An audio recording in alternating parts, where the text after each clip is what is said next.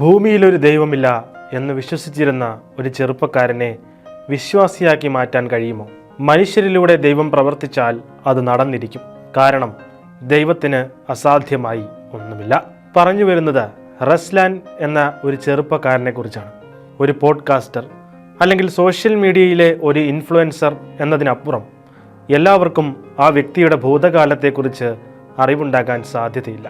ഇന്നൊരു ക്രിസ്തു വിശ്വാസിയായി ജീവിക്കുന്ന ആ യുവാവ് ഒരു കാലത്ത് ആ ദൈവത്തെ വേദനിപ്പിച്ച ഒരാളായിരുന്നു. ഒരു അർമേനിയക്കാരനായ റസ്ലാൻ അർമേനിയൻ വംശഹത്യയുടെ പ്രതിസന്ധികളിലൂടെ കടന്നുപോയ ഒരാൾ കൂടിയാണ്. അർമേനിയക്കാരനാണെന്ന് പറഞ്ഞാൽ ജീവൻ നഷ്ടപ്പെടുന്ന ഘട്ടത്തിൽ അത് നിഷേധിച്ച് മകനെ രക്ഷിച്ച അമ്മയെക്കുറിച്ചും റസ്ലാൻ കണ്ണീരോടെ പറയുന്നുണ്ട്. അങ്ങനെ റസ്ലാൻ തൻ്റെ 6-ാം വയസ്സിലാണ് ഒരു അഭയാർത്ഥിയായി അമേരിക്കയിലേക്ക് എത്തുന്നത്. ഇന്ന് ക്രിസ്തുവിനെ പ്രഘോഷിക്കുന്ന റസ്ലാൻ അന്നൊരു ദൈവനിഷേധിയായിരുന്നു. പലായനം ചെയ്ത് അമേരിക്കയിലെത്തിയ റസ്ലാനും മാതാപിതാക്കളും അവിടെ അർമേനിയൻ ഓർത്തഡോക്സ് സഭയിൽ ചേർന്നെങ്കിലും അത് വെറും പേരിന് മാത്രം ഒതുങ്ങി. എന്നാൽ 8-ാം വയസ്സിൽ ഒരു കൂട്ടം യുവാക്കൾ തന്നെ ശാരീരികമായി പീഡിപ്പിക്കുകയും അശ്ലീല വീഡിയോകൾ ബലമായി കാണിക്കുകയും ചെയ്തു.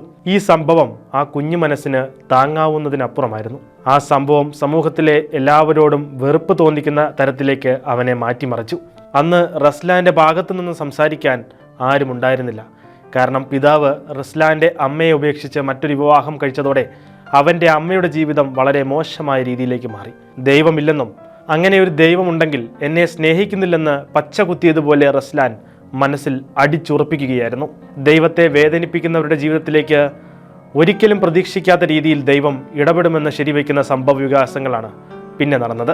റസ്ലാന്റെ ഒരു സുഹൃത്തിൻ്റെ അമ്മയിലൂടെ അവൻ യേശുവിൻ്റെ സ്നേഹത്തെക്കുറിച്ച് തിരിച്ചറിഞ്ഞു. റസ്ലാന്റെ ഹൈസ്കൂളിലെ പഠനം അവസാനിച്ചപ്പോൾ റസ്ലാൻ തൻ്റെ ജീവിതത്തിൽ ഒരു തീരുമാനമെടുത്തു.